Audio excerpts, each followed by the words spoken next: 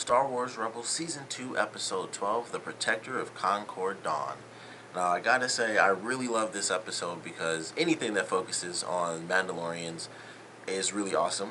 And the only way they can do that in this show, well, it's not the only way they can, but typically speaking, the only way they will do that is if Sabine is involved. And I love Sabine as a character. I think she's probably like my third favorite, or she's probably my second favorite. I think Ezra's my favorite, then Sabine is actually number two, then it would be Kanan. But I always love her character because every time it's her and her people, whether it's the Blood Sisters episode or this one, it gets very serious, and we even got to see another duel, which was done by code, which I thought was actually pretty amazing. So they honor the code where they have one-on-one single combat, and of course when anyone says that, I always think, okay, they're gonna have a fight, and this was just a draw. It was like a duel in the West. I was like, that is amazing for one-on-one combat. So I love that. Sabine in general is just really awesome. I love her character, and Kanan was cool in this too, where he's trying to still be the diplomat. He still wants things to work with these Mandalorians. He wants things to work out for them, despite what happened with Hera, which was a crazy opening. Like, it was an insane opening for this episode where she actually, her ship was actually destroyed. I thought that she was going to be captured, but, excuse me, her ship does end up making it to jump through hyperspace, which I was very surprised by. And so, the entire episode she's resting up. I think this is really the first time we've ever seen Hera in any sort of real danger. Normally, she's totally fine. She's on the ship. She comes in. There was the one episode where they were at, like, the docking station or whatever, and that was both Sabine and Hera, and they were trapped, but never really, like, in danger where they're basically out of the episode because they're kind of on, like, a medical leave, pretty much. So it was surprising to see that. We don't really see that for any of the characters. I don't believe we have. They're either trapped somewhere or just captured, flat out captured somewhere. So that's pretty much it. So it was really surprising to see them kind of do it that way. And then Kanan deciding to go on his own because he knows everyone else is kind of out for revenge.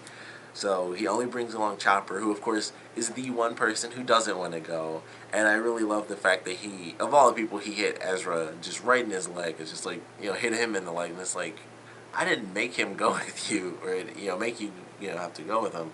But I thought it was pretty funny, of course. Chopper just wants to relax, so I like that.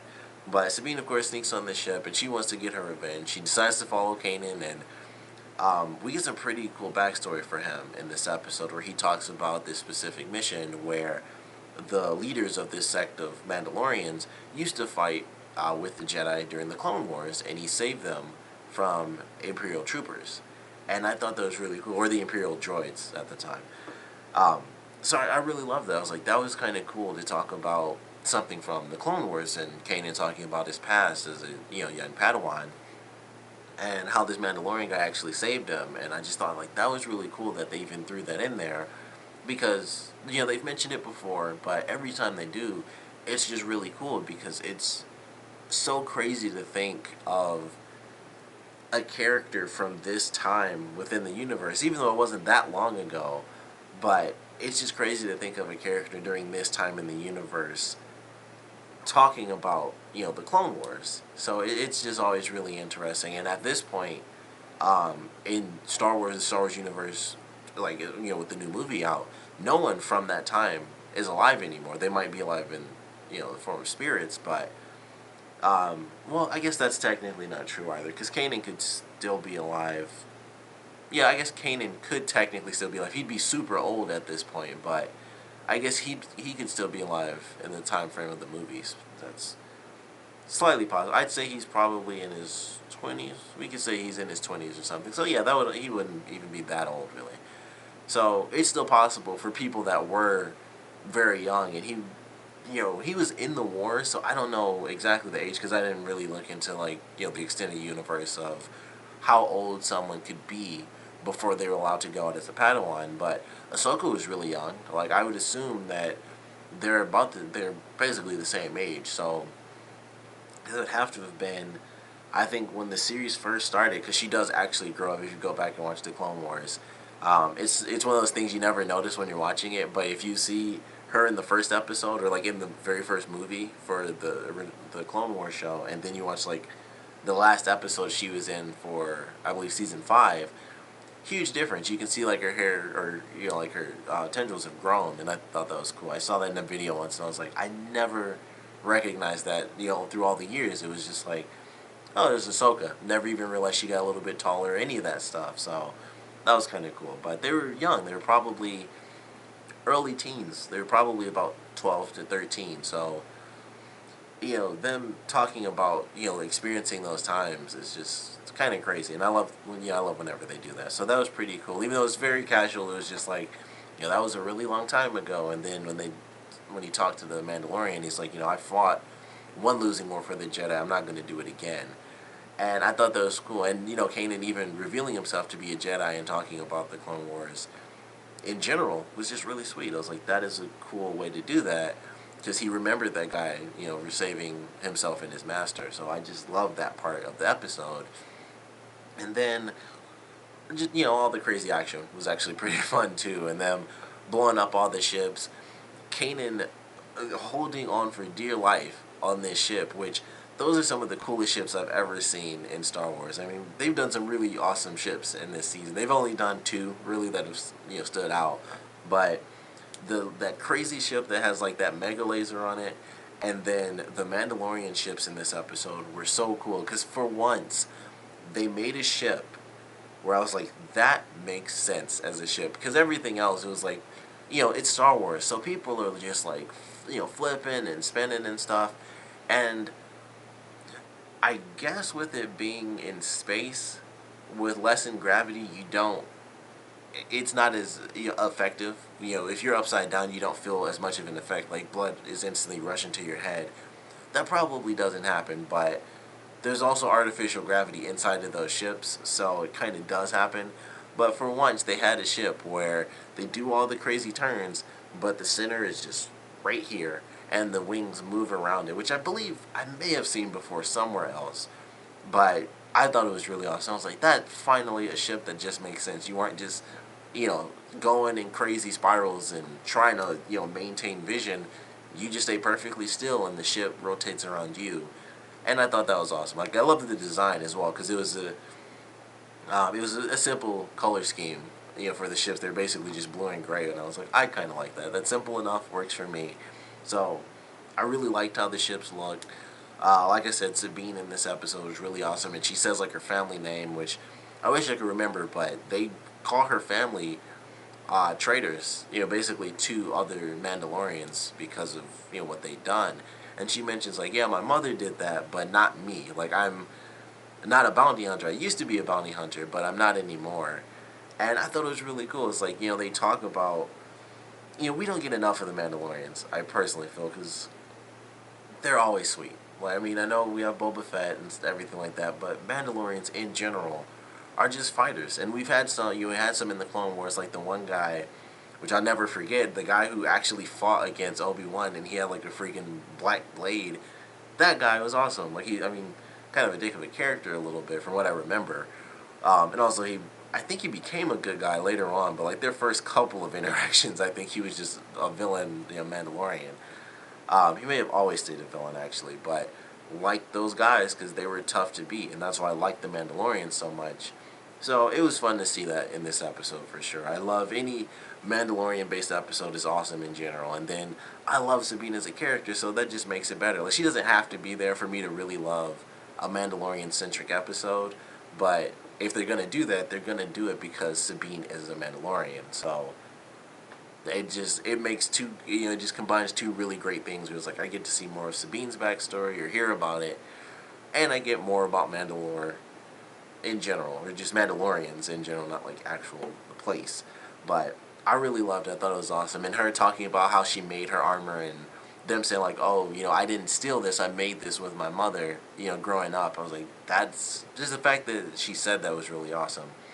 Her constant dual wielding, still love that, because it's just really cool, because it takes a lot to be able to dual wield accurately, and she can definitely hold her own with those two little blasters. And it's just like, no matter what the fight is, Just two blasters for her. It would be crazy if she ended up with a jetpack at some point and she was flying around like Boba Fett. That would be nuts. She'd be unstoppable, I think, if they did that. So they probably can't really do that for a character. She'd be too strong. But definitely a great one, of course. Definitely want to know what you guys thought about it. So please comment below. Let me know your favorite parts, your least favorite parts. And because we actually, once again, we got a Sabine based episode, and we got a lot, I shouldn't say a lot, but we got some interesting stuff about Mandalorian culture. I want to know what, culture within the Star Wars universe you'd love to see brought into Rebels, because there's a lot. It's Star Wars. There's a ton of stuff that has never really been featured in the films before. And they could really focus on that in Rebels, and I'd love to see it. We, of course, still have Zeb. He is a brand new species created for this series, and he's supposed to be the last of his kind. So I kind of doubt that. I'm sure that's what he believes because it happened, the war and everything was on his planet. But I'm sure there are some others out there like him. But I'd love to get some more backstory about him, what his family life was like, what him growing up was like, if he knew war before it was on his planet. That, I think, would be an interesting concept because at this point he's a good fighter and everything. We've seen that, but has he always been that way? Was he brought up that way? Were they, a war-based species? Were they just always fighting other planets and stuff like that? Or were they just kind of doing their own thing, and then here comes the Empire kind of doing Empire dick things and just destroying their planet? I would like to learn a lot about that. I'd love to learn about that. Of course, I'd love to know more about Kanan's experience during the Clone Wars, because that's just a cool perspective, just to know, the ideas of someone who lived during that time. And he was young, so he wasn't like, he didn't even really know the ins and outs of everything. He kind of just fought. I guess no one did, really, except for, the people we saw from the prequel films. But I'd like to get his perspective, of course, and I'd love to know a ton more about Hera. I feel like we know the least about her, and it's just like she's the pilot, and she's a good pilot, and she's always been a good pilot. And we learned a little bit about her from the episode where she did take that ship and how she grew up and what made her want to fly. And that was it. And I believe I mentioned it in that episode. I'd love a lot more of that because we don't know anything really about Hera. We don't even know how Hera and Kanan met. Like, I would assume they met first and then formed the rest of the team. But technically, we don't still know that. I don't think they've ever really mentioned, like, this is the order, that the team was formed in. And that might actually be something I could Google, I guess. But I'd still like to see that in the show where they talk about it. Maybe some actual flashbacks would be awesome. That would be great if they did that for an episode where we got to see the younger versions of our characters. And I think everyone would have a lot to show outside of Chopper because he's a droid. But who knows? They could probably make something out really cool about that because we don't know how droids get their personalities. At least I don't. I'm sure that's somewhere in the Star Wars universe, but I've never really considered how, some droids would be like C-3PO. He's like super proper, like a butler, basically. And then you have R2, who's, the sassier one of the two. He'll make his jokes, but typically he only makes jokes with C-3PO and he says stuff about him. And then we have Chopper, who literally just hits people if he wants to when he gets mad. And so it's just like things like that happen. And of course, currently we have BB-8, who's very playful and, very attached, like to his master Poe. So stuff like that I think is really cool. I'd love to see just how, his creation played out and stuff. But really enjoyed this episode. Can't hate an episode that has a lot of focus on Sabine. And then the other focus was Kanan and his past. So it was just like everything history-wise. It was like all backstory in this episode was just amazing to me. But definitely want to know what you guys thought about it. So please comment below, let me know. And thanks for watching.